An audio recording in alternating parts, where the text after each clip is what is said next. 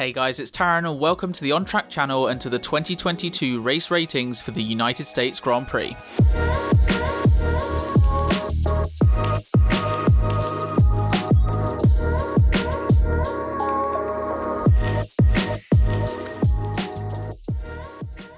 So a very warm welcome as always to this race rating series, this time looking at the United States Grand Prix at the Circuit of the Americas in Austin, Texas. Now, this is the series that I'll take a more chilled out look at how the drivers have all done, looking at their performances, where they started, finished, overtakes, how they've done, penalties they picked up. As always, spoilers ahead if you've not seen or heard about the results from the past weekend, and also, going forward, do make sure to give the video a thumbs up if you enjoy it, and subscribe down below for more F1 content. Now, with those two things out of the way, let's get into it. Starting with the result then, and it is Max Verstappen taking the win. I feel like we've said that quite a lot since the summer break, though it's got to go down as definitely not the easiest one for him.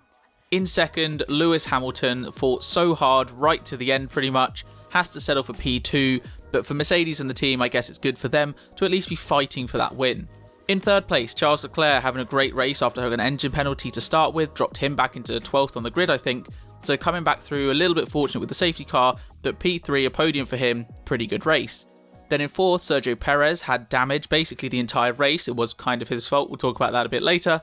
And then Russell P5, the big thing for him, contact on the opening lap, taking out Carlos Sainz, who you will see not in the top 10, DNF'd because of that incident. Then best of the rest, Lando Norris, as he has been for basically the whole season, and in behind him, Sebastian Vettel in P7, who you could arguably had the best race, the most chaotic race. The only person I would say who had a more chaotic race isn't in this top 10, and that's Fernando Alonso, who was originally 7th, but a post-race penalty thanks to a protest from Haas regarding the mirror on the right-hand side of Alonso's car, which was flapping about all over the place. They said he should have had to come in, and eventually he got a 10-second stop-go, which became 30 seconds at the end, which took him from what would have been P7 to P15. And that means that in behind Seb is Magnussen in P8, which would have been P9, having been overtaken by Vettel on the second to last corner of the very last lap. That was really great to watch. Then Yuki Tsunoda at P9, a very solid drive from him after starting I think in 19th place, up 10 positions. And finally Esteban Ocon picking up the final point where his teammate has lost out on some. Now to the race itself, and at the start Verstappen took the lead pretty cleanly. I think we've often seen that right hand side as we look at the grid, that P2, P4 slots actually get away fairly well.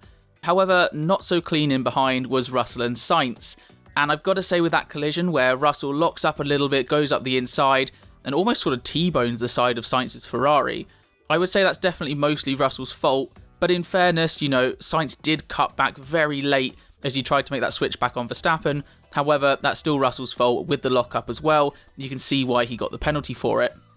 After that though, it sort of settled for a little bit, for around 15-16 laps or so with not too much going on, until Valtteri Bottas, all on his own, lost the rear of his Alfa Romeo, spun off into the gravel and beats the car, which meant that the safety car had to be deployed for the first time. That obviously bunched up the whole pack, it brought Leclerc into play, he got a really nice cheap pit stop, and then we got going again for about half a lap, as Lance Stroll and Fernando Alonso came together on the back straight, a pretty big accident, and I've got to say, one that when you look back at it, the way that Alonso hit the wall on the left-hand side as they're going along, very lucky it wasn't worse. And actually, Alonso going almost airborne there, sort of Mark Webber style from I think it was the European Grand Prix, quite a while back. Managing to carry on, whereas Lance Stroll on the other hand, that was his race done after what was a pretty promising start. I think he was up in sort of P7 at the time. Obviously then, that brought out another safety car, a little surprised that it wasn't a red flag, but with another safety car we eventually got going again, and after a little while we had more pit stops, which is where the race really opened up, as Max Verstappen pitted just a lap after Hamilton from second to cover him off, but was stationary for a long time, which meant he lost out to not only Hamilton, but Leclerc as well. However, silver linings from that, it gave us a great battle between Max and Charles, Verstappen going up the inside of turn 1, Leclerc getting the switch back to stay ahead, then Verstappen going past on the straight, Leclerc trying to fight it a little bit, but ultimately getting past, and then setting off after Hamilton for the win, giving those real 2021 vibes. Max eventually caught up to Lewis with a few laps to go, dived up the inside, Hamilton sort of had to switch back a bit, stayed side by side for a couple of corners, but Max forcing his way through up into the lead and taking the win after obviously that really slow stop. And just to make it even better, while all that was going on, previously mentioned Fernando Alonso was making his way through the field after surviving the crash with Stroll. Sebastian Vettel as well, he was leading the race at one point when Hamilton and Verstappen stopped, only to have a terribly slow stop and drop him back into 13th. He climbed back up the order, overtaking Magnussen on the final lap of the race to take what was P8, which then became P7, and was actually just a really brilliant race from him. So on the whole, after the safety cars, it was a very hectic and battlefield race up and down the entire grid. That first stint, a little bit dull, but the rest of the race absolutely top tier. So then onto some ratings now, and as always, starting off from the poll from the YouTube channel that you guys get the chance to fill in. And for this one, for the US Grand Prix, you guys have given it an 8.3, which is one of the highest scores we've had since I've started doing the polls on YouTube. I think the only one higher has been Silverstone. So clearly you guys loved it, and understandably so. For my rating then, I've gone with something kind of similar. For me, it's going to go down as a 9. Honestly, the only race I'm looking at where I'm thinking, is this better than, is probably Silverstone this year. For me, because that first stint, I'm going to drop it just below, but it was still a great race on the whole. You know, once we had those safety cars and then the strategy coming into it at the end with the mediums versus the hard tyres, I think we were helped out by Verstappen's slow stop, as otherwise that would have been a pretty commanding win for him. But then to have that battle between him and Leclerc and then Hamilton for the lead as well made it a really exciting race to watch, and definitely one of the best for sure. Top 3 I would say, with Silverstone and Saudi Arabia I think as my top 3, probably going Silverstone, Kota and then Saudi. So for the teams, starting off with Alfa Romeo, and their pointless streak continues, although it must be said they did have a little chance in this one. Maybe if things had gone their way, they could have come away with something, but as it stands, it's a DNF and no points. So then Valtteri Bottas and the 2022 United States Grand Prix, not the best of races for him. He started up in the top 10, a really good position of 7th, but dropped to 11th place already on the opening lap, so not a great start from him, but kind of what we expect from his starts nowadays, I've got to say. From there, found himself keeping up pace with the likes of Norris and then Gasly ahead, so the race pace was actually fairly decent. Went for an early stop to try and undercut those guys, but on the hard tyres it's very tricky to do so, takes a little while for them to warm up.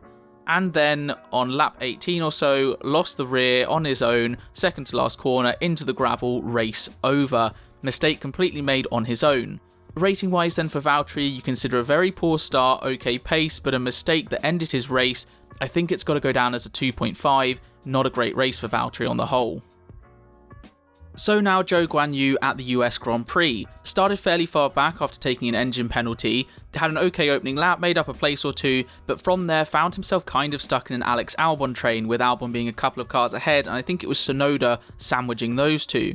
Pitted early onto a set of hard tyres from the mediums to try and get an undercut, but like his teammate, that undercut really didn't work, and so on the hards then just fell back even further from the likes of Albon and Tsunoda ahead of him.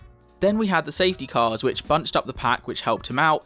However, with the second safety car, he actually came in again for his second stop onto hard tyres, which meant that when everyone pitted later on, he actually found himself running inside the top 10 in 10th place. However, with those aged on old tyres, wasn't able to hold on, and eventually slipped down the order just that little bit to finish in 12th, which was elevated from 13th thanks to Alonso's penalty. Rating wise for Zhou, I think it's going to be a 5.5, just what I'd say is a pretty average race, not overly special but not too bad, had a sniff of points at one point as well. Next up we have Williams, who actually came very close to getting a point in this one with Alex Albon in 11th. As I say though, that is Alex Albon. With Nicholas Latifi, well, we'll get on to him. So then Nicholas Latifi at Kota, and I've got to say it's the type of race that I would have expected from him. Started down in 17th, which is about where you would see him, with all the penalties around, dropping a few drivers behind. Was up to 15th place or so after the first couple of laps, but then spun on his own in the first sector, didn't put it in the wall, which I guess is something, but it did drop him right down to the back of the pack and force him into an early pit stop. Saved a little bit by the safety cars, pulling him back up to the pack, and then with the second one he stopped onto the hard tyres, which he would then take to the end. However, he was sat right behind Albon at that time, and by the end of the race was 23 seconds behind his teammate. On the whole for Latifi, I think it's probably going to go down as a 3. He's made a mistake on his own, which has dropped him to the back, and the pace wasn't great. So yeah, a pretty bad race for Latifi, kind of what I would expect. Now onto Alex Albon's US Grand Prix, and one that I've got to say was a pretty solid drive. Started up inside the top 10 and lost a couple of places early on, but nothing too major. Stopped pretty early on from his mediums onto another set of mediums on lap 10, and then swapped onto the hard tyres during that second safety car for the Stroll-Alonso crash. From there, just drove a really solid race and actually spent a lot of time in 10th place and was actually up to P9 at one point. Eventually though, those tyres did start to wear out, and it wasn't until about 2 laps to go where he finally dropped outside the top 10. However, with all the penalties going on, he only dropped outside of the points, or what would become the points, on the very last lap when Esteban Ocon overtook him. And so he's finished in 11th place and has come incredibly close to getting points, literally just a lap or two sooner and he would have been there. Rating wise for Albon, it's going to be a 7.5. To come close to points in a Williams is exactly what he needs to be doing, and on the whole, I've got to say it's a good drive. Now onto Alpine, who've maintained their P4 in the constructors over McLaren, but have seen the gap to the team behind come down just a little bit. A lot due to the fact that post-race, Haas put in a protest that Alonso should have been called in with a black and orange flag, and given that they were successful, dropped Alonso out of the points where he was in P7 down to P15, meaning that instead of the 6 points they would have picked up, they only picked up 1, with Ocon elevated into P10. So Alonso at the US Grand Prix, and chaotic is definitely an understatement. He started off well, making steady progress on hard tyres as well, whereas most of the field were on mediums. Then obviously the big talking point, the collision with Stroll after the first safety car, which brought out the second. For me, that's not Alonso's fault at all. By Stroll staying to the right and not moving left initially, that means he's picked his side, Alonso goes to the left, Stroll moves too late and they collide. Very fortunate for Alonso not to hit the barriers hard and not to have a worse incident. Did manage to carry on, but was dropped to the back of the pack with front wing repairs, put on the hard tyres and went to the end. And during that stint on those hard tyres, managed to get all the way up to 6th place, only being overtaken by Lando on basically the very last lap. Rating wise for Alonso, it's got to go down as a 9. The guy has had a crash that's not his fault, almost out of the race, and very nearly would have finished P6. A truly Alonso-esque drive. Now Esteban Ocon's race, and he actually started from the pit lane, so P20 behind everyone else. Obviously he got past the likes of Sainz and then Latifi spun, which helped him out, but was solidly making progress on his hard tyres to begin the race. Elected through the safety car period to then swap onto another set of hard tyres, which he took for quite a while, wasn't looking incredible, but then swapped onto the mediums at the end, and boy did he make progress. Ocon actually overtook 3 cars within the last 2 or 3 laps, and 2 cars, that being Zhou and Albon, on the very last lap of the race, which meant that when all the penalties were applied at the end, so for his teammate Alonso, he ended up taking that final points position because he made those overtakes at the very end of the race. I think rating wise for Ocon it's going to be an 8, obviously he's come from the back of the pack, has had a few DNFs in there to help him out and the safety car pit stop, but on the whole he's done really well to manage to take a point away from what could have been a definitely pointless weekend.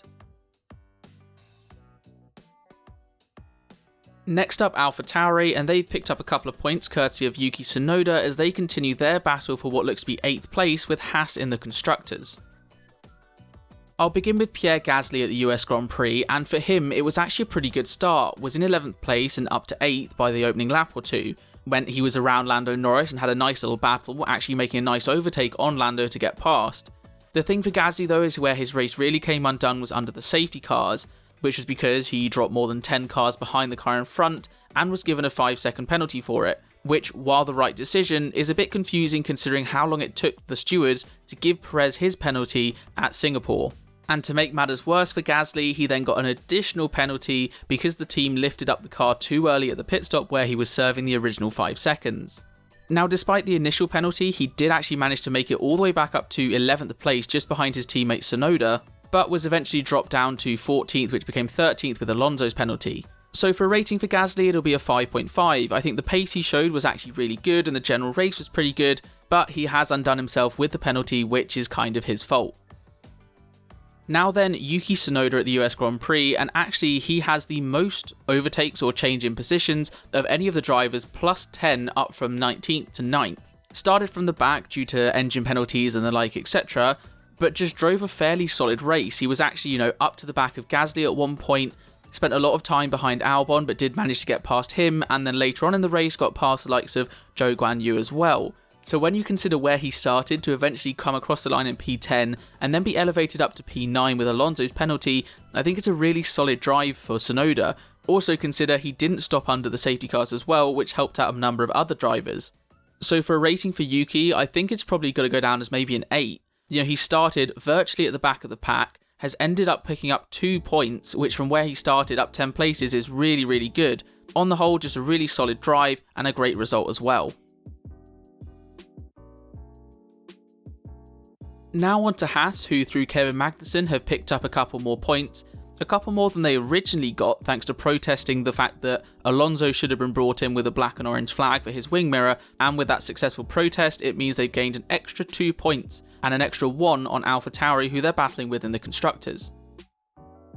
I'll start with Kevin Magnussen's race, and although he started 13th, actually found himself basically right at the back of the pack after the first lap or two, due to avoiding the whole Sainz-Russell incident and everyone sort of slowing down and squeezing together at that first corner. What did work for Magnussen though was that because he started on the hard tyres, it meant that when the safety cars came out, he got a cheap pit stop, switched onto the mediums, and from there was the only driver to successfully do a one-stop strategy going from hards to mediums, taking those medium tyres a long way to the finish. And as we saw, right at the end of the race was overtaken by Sebastian Vettel on the final lap, so his position could have been even higher. I think taking that one-stop strategy as well meant he just avoided a lot of chaos and a lot of battling and a lot of losing time through those battles. So I think for a rating for Magnussen, it's probably going to be an 8 like a couple of other drivers. He's been down at the back through no fault of his own, avoiding collisions, the only driver to make the one-stop work, and has come away with multiple points. Now for Mick Schumacher at COTA, and a bit of an up and down race for him. Started the race in 16th and was doing fairly well. At the time of all the safety cars was actually up into 10th place. It could have been higher, but he got swamped by a couple of cars, avoiding the Stroll and Alonso incident. And annoyingly for him, picked up some debris which damaged his car and just reduced his downforce for the rest of the race. Which meant that when it came to pit stops etc, just wasn't able to put in those lap times to be able to properly compete with cars around him. Did also get a 5-second penalty for track limits, which does deduct his grade a little bit. So when I'm grading Mick, I think it's probably going to be a 5.5. He was racing very well and looked really good, sort of like in that 7-ish range, but you combine the fact that the rest of the race, maybe not through his fault, wasn't great, but also that 5-second penalty at the end just drags that rating down to about what I'd say is an average performance. Next up we have Aston Martin, and they've come away with a good amount of points, especially over the likes of Alfa Romeo ahead of them, but in all honesty they could have come away with a lot more had a few things gone their way, and both cars finished the race. So then, Lance Stroll's race, and it actually started off really well. He was already in 5th place thanks to a couple of penalties around him, managed to avoid the Sainz collision, snuck past Russell, which meant that he was actually running in P3 in that opening stint. Did eventually get overtaken by the likes of Russell and Perez behind, but was then still solidly running in 5th place, a couple of seconds ahead of his teammate Vettel. Lost out to his teammate though with the initial safety car for Bottas's spin. However, obviously the big talking point, the big incident for him was colliding with Fernando Alonso along the back straight at the second safety car restart, and I've got to say that one is on Stroll. He's just moved too late. By staying on that right hand side, you've committed to that side, moves too late, and for me that's what causes the collision, and unfortunately for him that's him out of the race. So rating wise for Stroll, I think it's going to be a 4.5. Ultimately that opening stint was really good and the pace looked really good, but that's a really big incident to have and it just wasn't necessary. Now Sebastian Vettel's US Grand Prix, and a really great drive from Seb on the whole. Made up 5 places on the opening lap from 10th up to 5th, and was then steadily sort of running in 6th place once Perez got past. Was helped a little bit by the safety car for Bottas, which meant he got a sort of free stop and jump Stroll, and was ahead of the incident between Stroll and Alonso. From there, just drove really well, the pace was really good, and actually was leading the race at one point when Verstappen and Hamilton came in, but it was all undone by a really slow pit stop. I think it was something like 16 seconds stationary, which dropped him all the way down to 13th instead of what probably should have been 6th place. However, didn't give up, kept on going, and managed to make it all the way back up into 8th, which became 7th with Alonso's penalty, and an amazing last lap overtake round the outside of turn 18 I think it is, and the inside of turn 19 on Kevin Magnussen. Rating wise it's a 9.5 for Seb, only a half a mark off just because when he was right behind Stroll in the early phases, pace was kinda similar. Next up, McLaren, and a couple more points gained on Alpine, just staying within touching distance for that 4th place in the Constructors, but as usual, definitely a tale of two halves. So, Daniel Ricciardo, and unfortunately at a race that suits his personality perfectly, in terms of driving, it has to be probably his worst race of the year. Got a good start at the beginning, was up a couple of places from 15th to 13th, but then lost out in the initial pit stops, went onto hard tyres, didn't really have much pace, and found himself towards the back for that entire time. And actually, once everyone had completed all their pit stops, was running dead last 10 seconds behind Nicholas Latifi. Eventually did manage to catch up to the Canadian and overtake him, but even for the season that Ricciardo's having, it was a pretty bad one, and I think in the interviews afterwards, he knew it, the team knows it, it really wasn't great. Rating wise, I think it's probably even like a 1.5, it was really, really bad. When you're in a McLaren and your teammate's 6th and you're battling Latifi, that really just sums it up. So for Lando's race, unfortunately for him at the start, got kind of caught up in that whole Sainz-Russell incident, which did drop him down a fair few places. I think he was in 6th and ended up in 10th after the first lap. Also then, someone like Pierre Gasly getting by early on meant that he was sort of stuck with those guys, and it really did make things tricky for him. But took his time, and eventually throughout the course of the race just slowly got past cars, slowly made progress, to the point where at the end of the race he was free to chase down Alonso, who was ahead of him at 6th at the time, and eventually caught Alonso and passed him up into P6, which is a really good result from the McLaren, best of the rest. And it was definitely a case of more biding his time, making sure he got the moves done, knowing that he had the whole race to do so, as opposed to just being in that sort of P6 spot and just pulling away from people behind him. Rating wise for Lando, I think it'll be a 7.5. On the whole, it's a pretty solid race. He's made overtakes, has dropped back through no real fault of his own, and on the whole, just a fairly solid, good drive and good points picked up too. Next up, Ferrari, and to only have one car finish the race obviously is going to be a disappointment, especially when that car started on pole. However, good progress shown by Leclerc making his way through the field, and they still have a healthy lead for P2 in the Constructors. Now for Carlos Sainz's race at the US Grand Prix, lasted basically one corner, not even that. He did lose the lead off at the start, Verstappen got a better getaway, and that's something we've kind of seen a lot of recently, that P2, P4 left-hand side of the grid does tend to get away a bit better. But for Carlos Sainz, as mentioned, that turn 1 is where things really came undone. George Russell going up the inside, hitting the side of the Ferrari, and I believe it was then a water leak, which meant that he had to retire the car at the end of that first lap. Now, I would have to say that is mostly on Russell, he's on the inside there, has a bit of a lock-up as well, but in fairness to him, Sainz does sort of change his line halfway through, looking to get the switch back on Verstappen. So from Sainz's perspective, he's completely entitled to do that, he's ahead of Russell, and it's just quite unfortunate that Russell's kind of been there for Sainz, that is, and ultimately that's his race done. Rating wise, it's going to be a not applicable, that's not his fault at all. Now for Leclerc's race, starting a little bit further down thanks to penalties after qualifying. Did make some good progress early on, was steadily getting past cars, eventually getting past both of the Aston Martins as well before all the pit stops.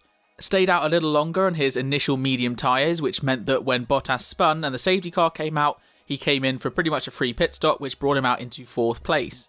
Then after the restarts, made a really nice move down the inside of Sergio Perez into turn 12, and from there was able to sort of keep making some progress. However, what I will say is while he had the pace over Perez, compared to Verstappen and Hamilton on those hard tyres especially, really kind of struggled. I think he was sort of 6 or 7 seconds back by the time that Hamilton and Verstappen came in. But with a slow stop for Verstappen, it meant that we got to see Leclerc versus Verstappen, and boy was it a great battle, Leclerc getting the switch back initially at turn 1, but ultimately losing out to Max further on, and then sort of fading away as that stint went on. Rating wise for Charles, I think it'd be an 8. On the whole, it's been a really good drive for him considering where he started, but I definitely don't think he had the pace over the Mercedes and the Red Bull to really be taking the win. Now on to Mercedes, and while they'll have picked up points compared to Ferrari and the Constructors, what they'll have really wanted is that win, and this is probably the closest they've come to it all season. However, having to settle for P2 and P5, still decent points picked up.